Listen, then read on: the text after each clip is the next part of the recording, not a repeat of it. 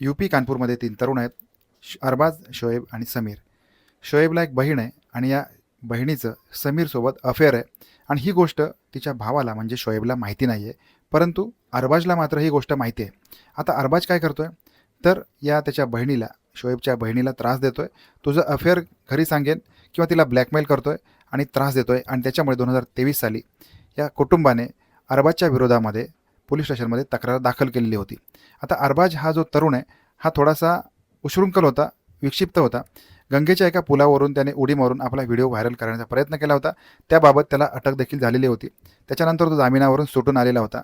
आता सुटून आल्यानंतर पुन्हा एकदा त्याने शोएबच्या बहिणीला त्रास द्यायला सुरुवात केलेली आहे. शोएब आणि समीर यांनी मिळून कट केलाय आणि अरबाजला ठार मारायचं ठरवलंय.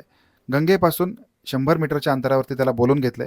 तिथे आल्यानंतर वायरने त्याचा गळा आवळलाय आणि त्याचा खून केलाय. तासांमध्येच शोएबला आणि समीरला पोलिसांनी तांत्रिक पुराव्यांच्या आधारे अटक केलेली आहे.